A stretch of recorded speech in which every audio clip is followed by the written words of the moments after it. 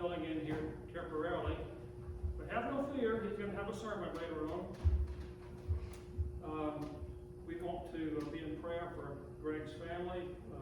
His brother passed away recently on January 12th, and so be in prayer for Greg and his family. Celebrations this week. Well, my wife had a birthday on Tuesday, and Monday was a bittersweet day. She had a 5-year checkup for kidney cancer, but it was the 3rd anniversary of losing our son Patrick, so it was a bittersweet day on Monday. Celebrations, praise here. Scott McAfee is out of the hospital, at home recuperating. Rod McClelland, as I mentioned, went on to be with the Lord, and our prayers are with Greg and his family. Is there any other announcements? I know we have a meeting next Sunday after church, trustee and finance meeting after church, next Sunday after church. Any other announcements? Okay.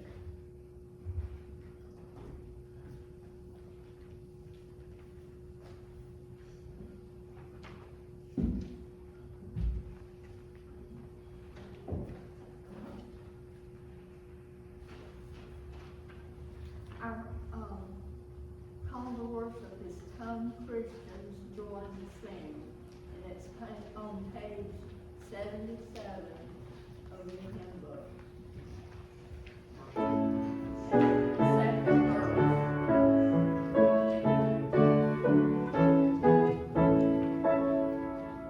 Come, lift your hearts on high.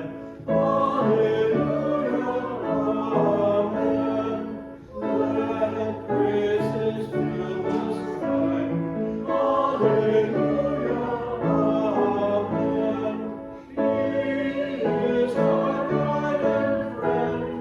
To us till God descend. His love shall never end. Hallelujah, amen.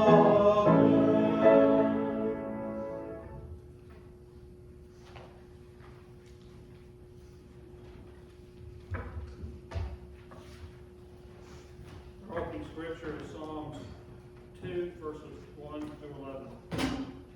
Why do nations conspire and the peoples plot in vain? The kings of the earth set themselves, and the rulers take counsel together against the Lord and his anointed, saying, Let us burst their bonds apart and cast their cords from us. He who sits in the heavens laughs. The Lord has them in derision. Then he will speak to them in his wrath and terrify them in his fury, saying, I have set my king on the Zion, my holy hill. I will tell of the decree of the Lord. He said to me, You are my son. Today I have begotten you. Ask of me, and I will make the nations your heritage, and the ends of the earth your possession. You shall break them with a rod of iron and dash them in pieces like a potter's vessel. Now, therefore, O kings, be wise, be warned, O rulers of the earth. Serve the Lord with fear, with trembling. This is the word of God for the people of God. Thanks be to God.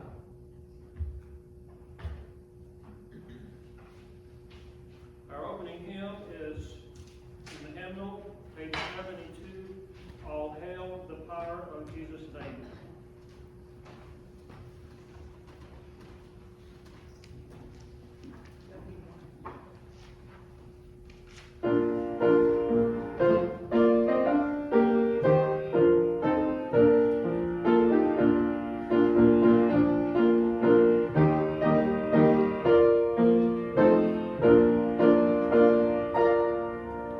All hail the power of Jesus.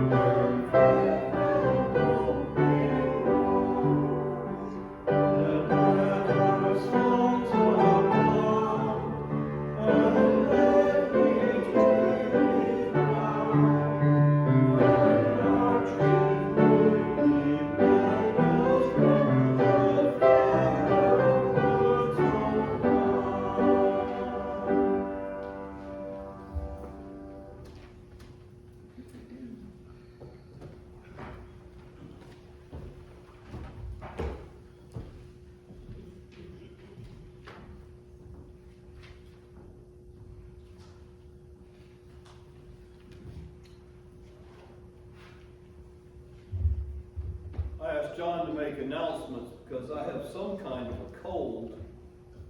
And I didn't want to spend any more time exposing people than necessary. I don't think I'm contagious, but I'm not a doctor, so I'm just trying to spend as little time as possible exposing other people. I mentioned to some that I had taken some Dayquil and it made me stupid. They said, well, Dayquil's not supposed to have that effect. But within 30 minutes of having taken it, I left my phone at home and had to go back and get it. And then I got here and spilled a huge glass of sweet tea in the middle of the fellowship hall. So if I just fall off of the stage, don't worry, it's just the Dayquil. I'll be okay. Anyway, I do have a special prayer request. Chris Hilton is going to have open heart surgery on Tuesday, so we want to pray for him and his family. I also would like y'all to pray for my brother's family, his widow and their family. We had a nice service, and like I shared with a couple of people, he was healthy right up until the end when he wasn't. So he wasn't dealing with prolonged sickness or anything like that. Just a couple of months ago, he posted his annual video of him doing one push-up for every year. One-handed push-up for every year he'd been alive, which was 79 one-handed push-ups. I don't know if y'all have ever tried that, but I can't get to 7, much less 79. So anyway, but thank y'all for your condolences and your wishes on that, and please continue to pray for Marquita and her family. Other prayer requests, we have Michael Williamson, Sheila Lewis, Margaret Hughes. Margaret is at Ross Memorial, right next to Gaines Park, where we carry our Sunday service. If anybody wants to visit, and let's continue praying for Arthur LaCour, Anne-Marie and Dave, Amanda Schmidt, Becky Newton, Beverly, Carol Fuller, Camilla Munez, Carl Redding, Caroline, Cindy Franklin, Elizabeth Fagan, Faye New, Jean Smith, Jack Lamberson, Jason Bray, Jean Kibler, Joan Hill, Logan Smith, Margaret Danny Simpson, Marlo Keith, Martha Childers, Sarah Polk, Scott Johnson, Sherry Clegg, the residents of Gaines Park. We want to continue praying for an end to the unrest in Brazil and Venezuela and other places that are undergoing those kinds of problems. We also want to pray for the victims of natural disasters, and we certainly want to be praying for all of those people in Southern California, anywhere near any of these fires that have been ravaging that part of the country. It's a horrible situation. We want to continue praying for those victims of the hurricanes too. There are still numerous people in North Carolina who are living in temporary shelter and who need our prayers and need help. So let's be praying for all of them. Let's pray for an end to violence around the world. Let's pray for a successful and respectful transition in our national government, and ask God to lend wisdom to our leaders in the hopes that they will make decisions pleasing to Him. Let's go, Lord, in prayer. Most gracious Heavenly Father, we thank you for all of your many blessings. We thank you that you give of yourself, that you gave us life through your own breath.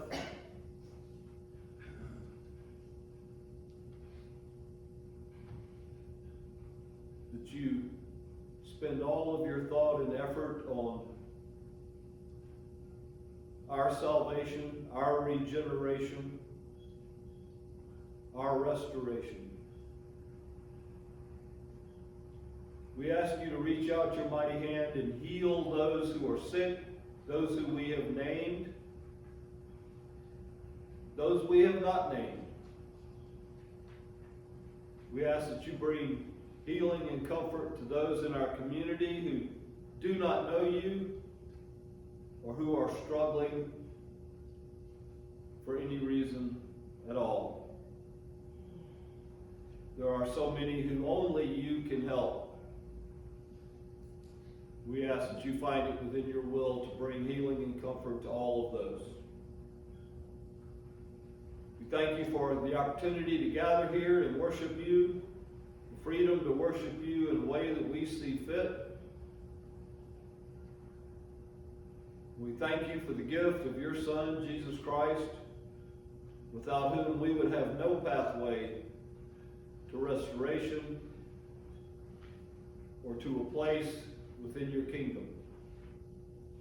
We pray all of these things in his precious name, Jesus Christ our Lord. Amen.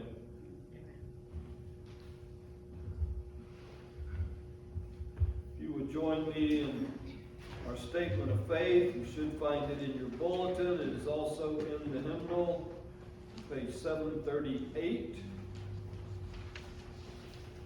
Join me in the reading of the Apostles' Creed.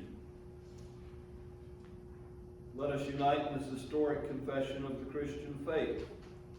I believe in God the Father Almighty, maker of heaven and earth, and in Jesus Christ, his only Son, our Lord, who was conceived by the Holy Spirit, born of the Virgin Mary, suffered under Pontius Pilate, was crucified, dead, and buried.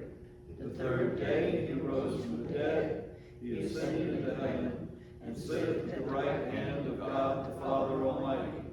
From thence he shall come to judge the quick and the dead. I believe in the Holy Spirit, the Holy Catholic Church, the communion of saints, the forgiveness of sins, the resurrection of the body, and the life everlasting. Amen.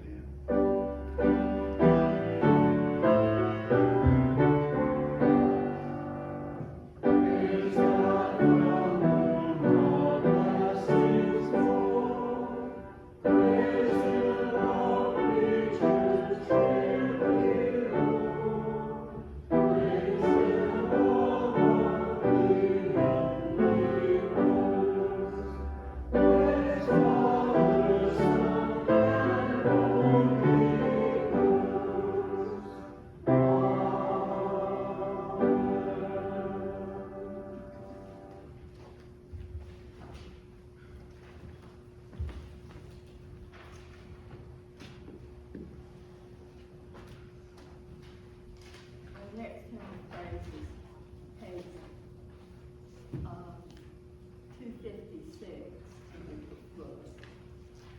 Be thou my vision.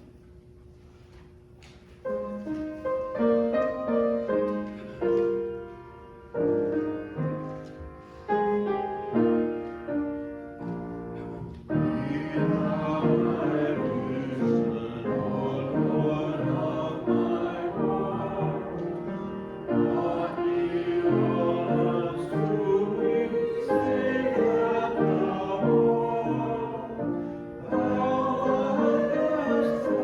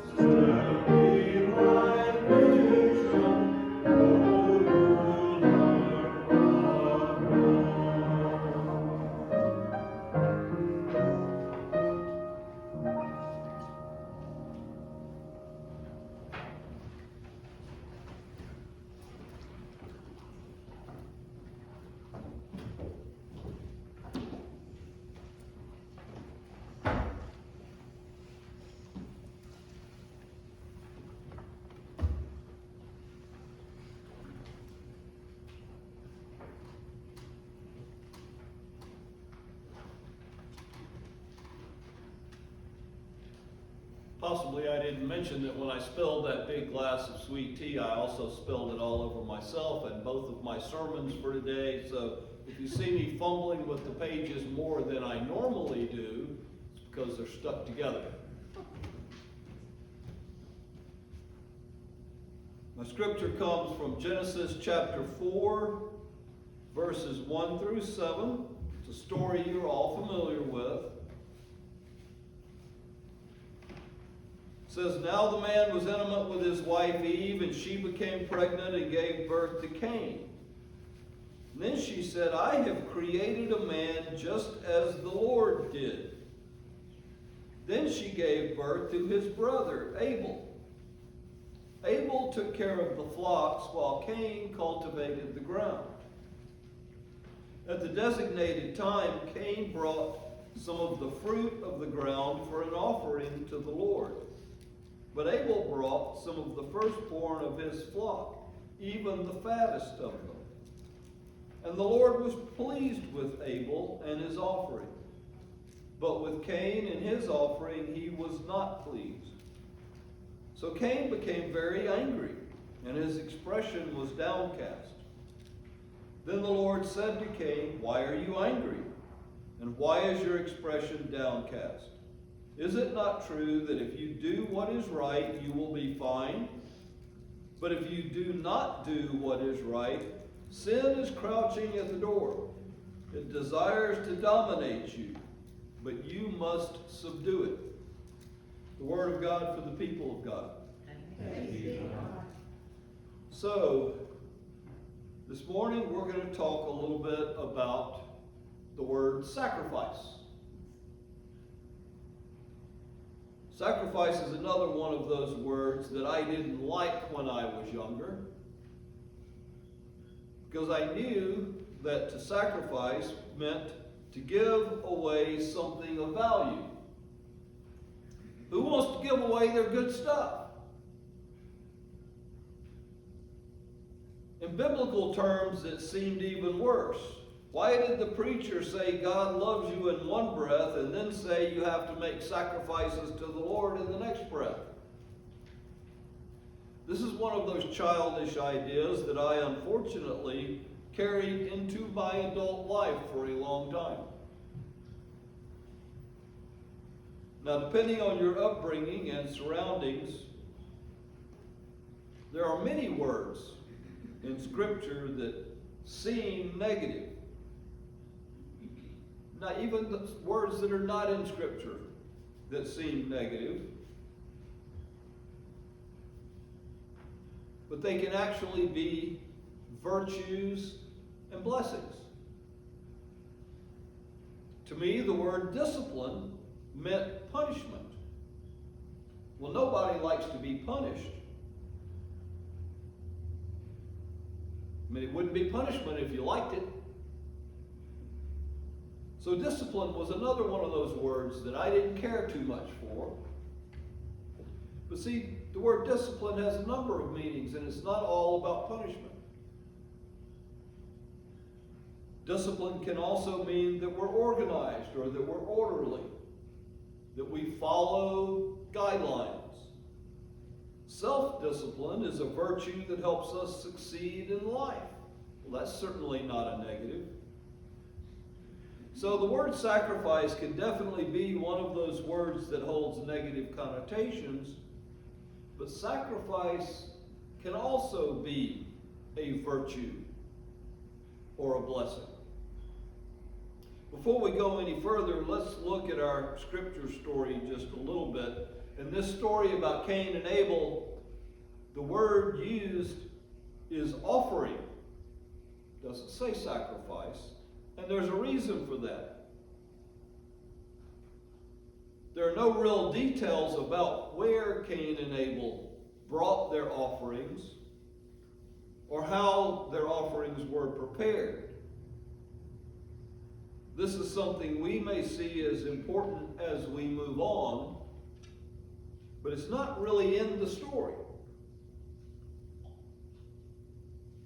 We do want to talk about, though, how God viewed these offerings that Cain and Abel made. says, the Lord was pleased with Abel and his offering, but with Cain and his offering he was not pleased. The word pleased in the scripture that is used there actually means respect. God respected Abel's offering, but he did not respect Cain's offering. And it wasn't necessarily because Cain gave grain and fruit while Abel gave of his livestock. Although in certain situations that would matter, grain and fruit are acceptable offerings at certain festivals. The harvest time festival is nothing but grain and fruit. So that wasn't really what caused God to disrespect Cain's offering. The problem comes with this. Abel wanted to show his praise and respect to the Lord by giving his best animals. It says he gave even his fattest. He took the very best that he had to give before he took anything for himself and gave that to God. It's implied here that Cain probably kept some of the best for himself. That he didn't necessarily make the effort to see to it that God got the best of his fruit and the best of his grain.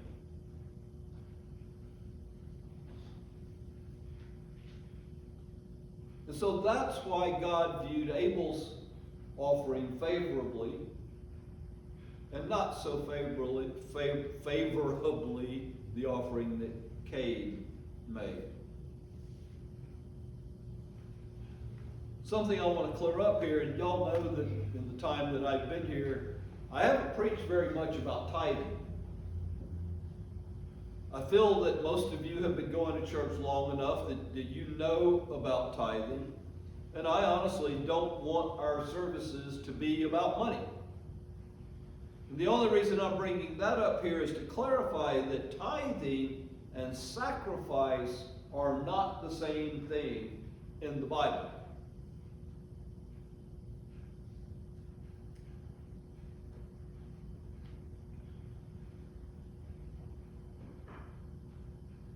We also need to recognize, obviously, if we think about it,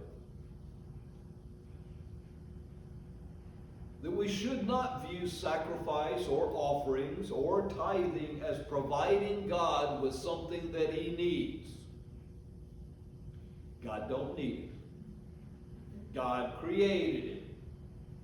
So if he wants a cow, God can have a cow. If he wants the coins or the paper bills that we call money, God can have all he wants in an instant without thinking twice about it. We are not providing God with something that he needs. I think that's fairly clear to all of them. God is the creator of the entire universe. If he needs something, he can just make it. But even that way of looking at it is a little bit off, because it still implies that God has needs. God doesn't have needs. God is complete. Has everything he wants. He is 100% complete. He doesn't have needs. He does have desires. He desires relationship with us. And he desires that we render ourselves fit to have that relationship with him.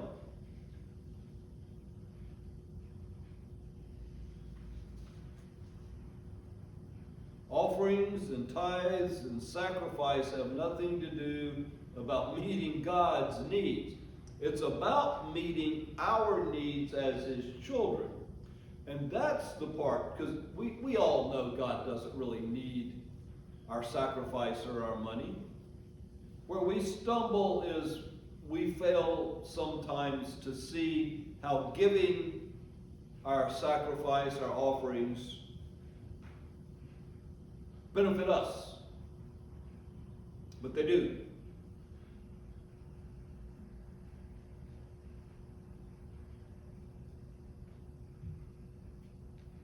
Offerings were made to God as a way of saying thank you for all the blessings that He bestows upon us.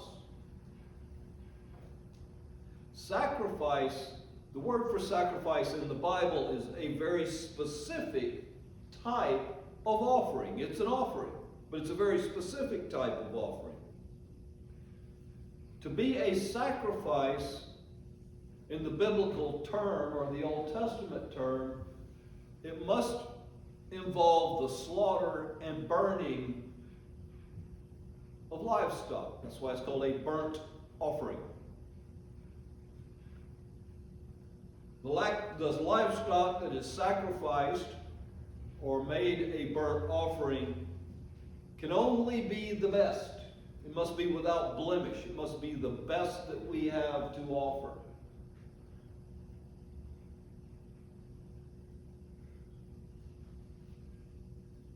One of the first instances of sacrifice in the Old Testament is when God commanded Abraham to sacrifice Isaac.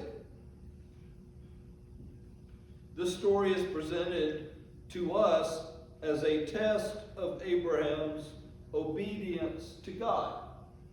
I have a problem with that. I have always had a problem with that. I believe it is actually to serve another much higher purpose. God is God. He already knows whether or not Abraham's going to be obedient. He doesn't have to test Abraham to learn that. God tests us not to prove things about us to God, but to prove things to ourselves and to others. See, God knew what Abraham was going to do.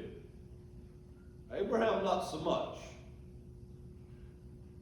Look at the story. God said, take your son, your only son whom you love, Isaac, and go to the land of Moriah, offer him up there as a burnt offering on one of the mountains which I will indicate to you. Early in the morning, Abraham got up, saddled his donkey. He took 2 of his young servants with him, along with his son Isaac. When he had cut wood for the burnt offering, he started out for the place God had spoken to him about. On the 3rd day, Abraham caught sight of the place in the distance. So he said to his servants, you 2 stay here with the donkey while the boy and I go up there. We will worship and then return to you. Abraham took the wood for the burnt offering and put it on his son Isaac. Then he took the fire and the knife in his hand, and the 2 of them walked on together. Isaac said to his father, Abraham, my father. What is it, son? He replied. Here is the fire and the wood, but where is the lamb for the burnt offering? God will provide for himself the lamb for the burnt offering, my son, Abraham replied. And the 2 of them continued on together.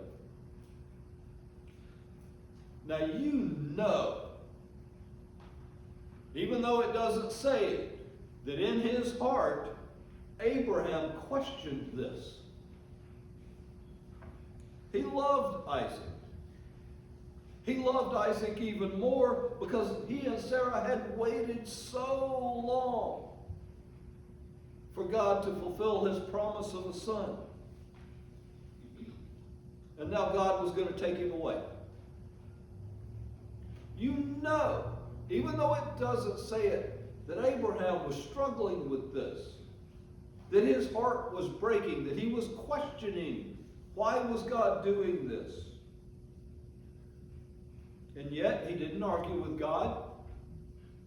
He didn't try to run away and hide. He didn't try to hide Isaac. He followed God's instructions. You know, aside from his own broken heart, Abraham was wondering, how in the world am I going to explain this to the boy's mother?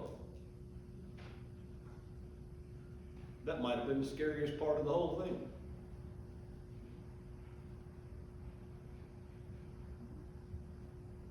But God commanded it, therefore Abraham knew that he must obey. Who among us could have duplicated Abraham in this story?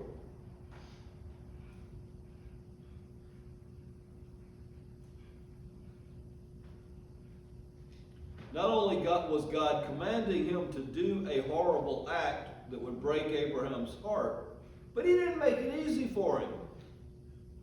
Isaac and Abraham had to carry the firewood for the sacrifice on a 3-day journey just to get to the place where God wanted the sacrifice to happen. God was very specific in his instructions.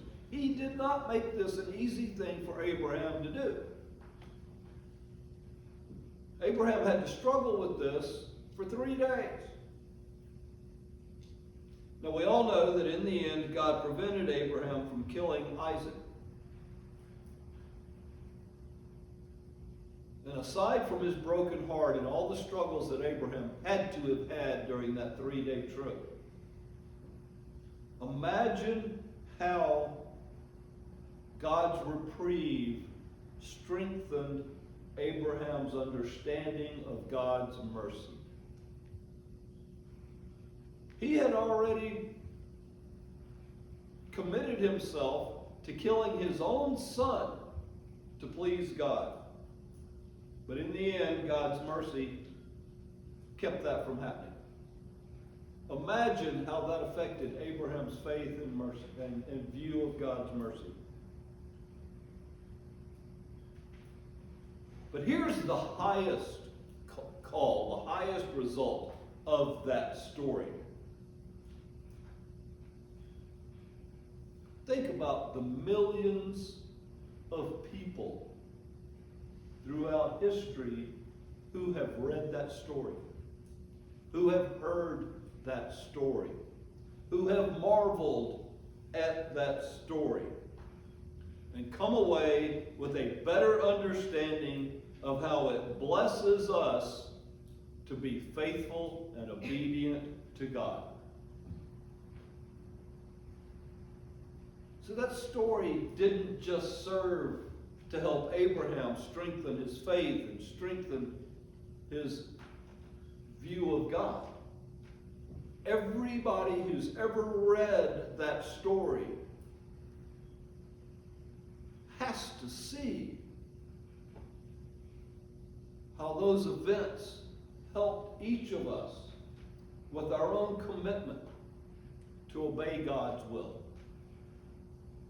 and how that act can strengthen our faith.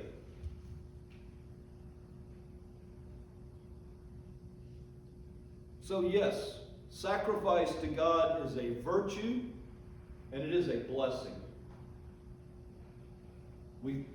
If we think we're giving up something that we don't want to give up, we're getting much more in return.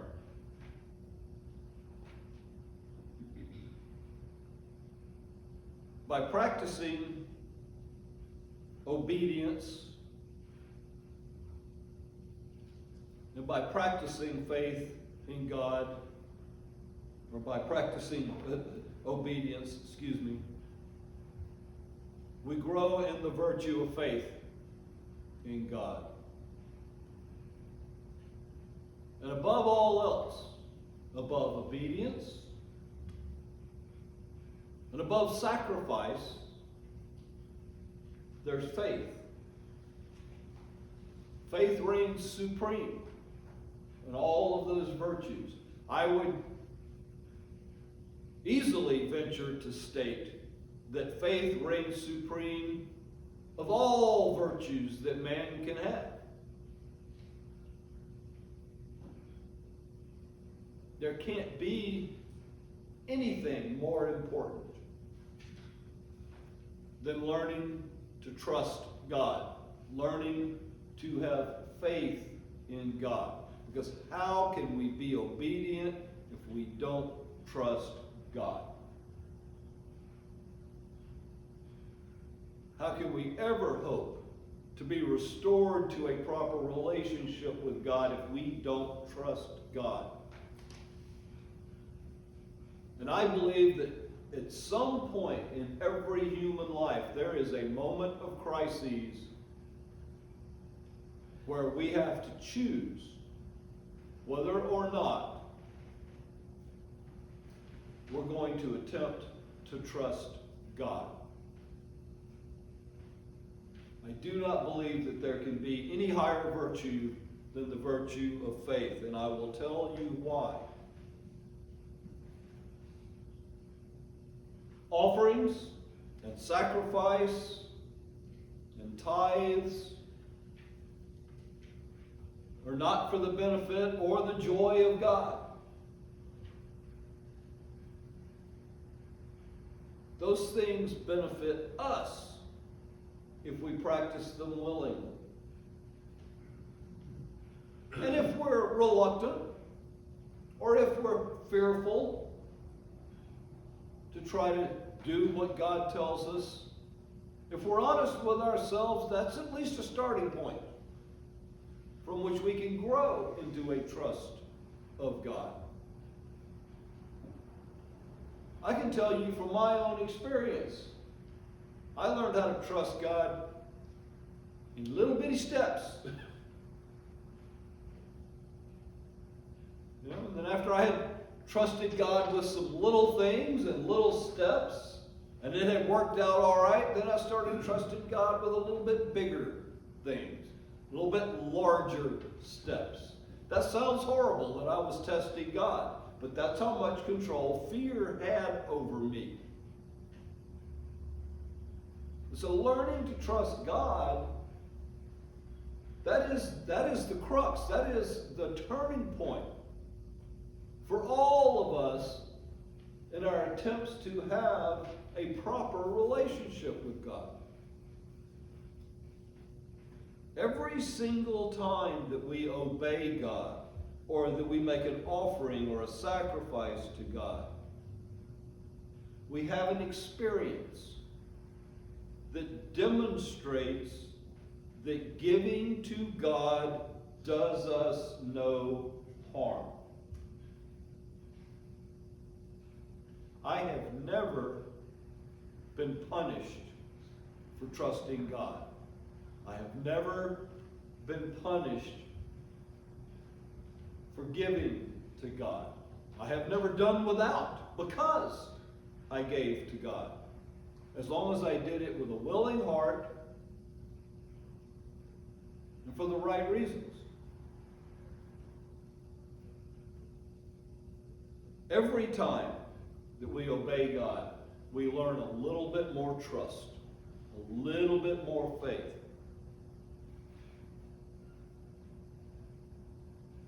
When we do these things without fear, our faith in God grows. And nothing can be more important than that. And if you doubt that statement, remember what our scriptures say about faith. In Genesis chapter 15, verse 6,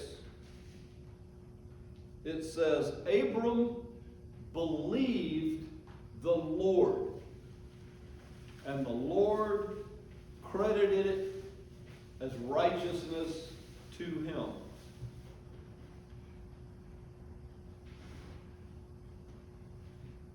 It wasn't his good behavior that made Abram righteous.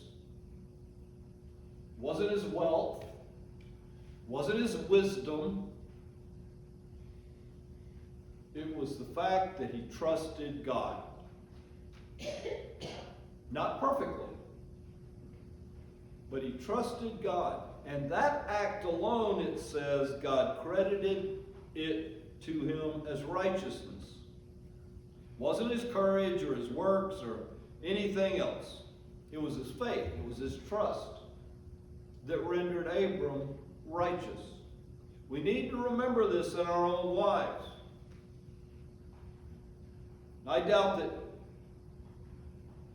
any of us can duplicate the kind of faith that Abram demonstrated on that 3-day journey to sacrifice his son.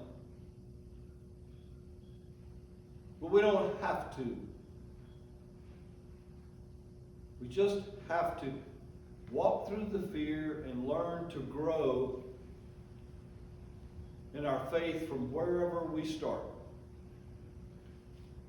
And by practicing obedience to God, we see that it does not harm us, and our faith grows, and our trust grows. And I did mention that there were 2 scriptures that prove how important faith is to our proper relationship with God. The second one you all know by heart. In John chapter 3, verse 16, it says, "For this is the way God loved the world. He gave his one and only Son so that everyone who believes in him will not perish but have eternal life."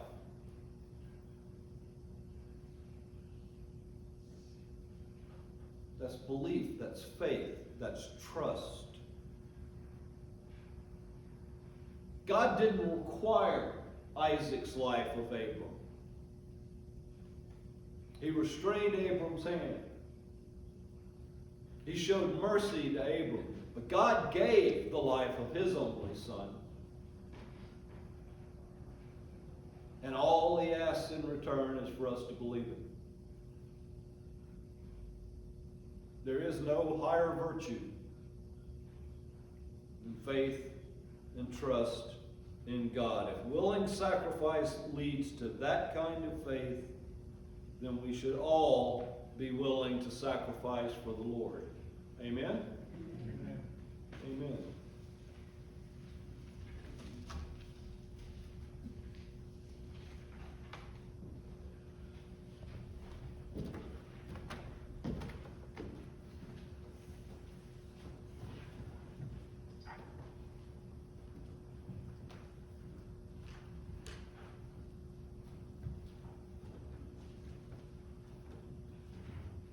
Our last hymn is page 483.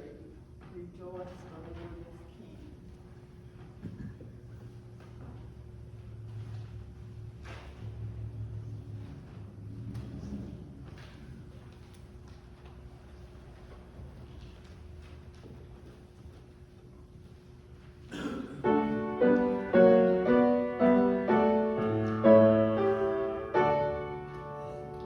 Rejoice, the Lord is King, the Lord and King.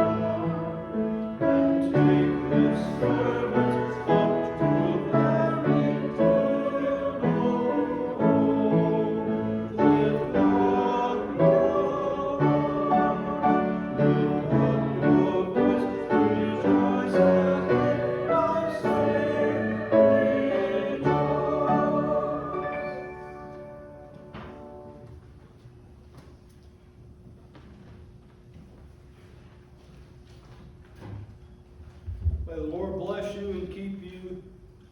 May the Lord make his face to shine on you and be gracious to you. May the Lord turn his face towards you and give you peace. Amen.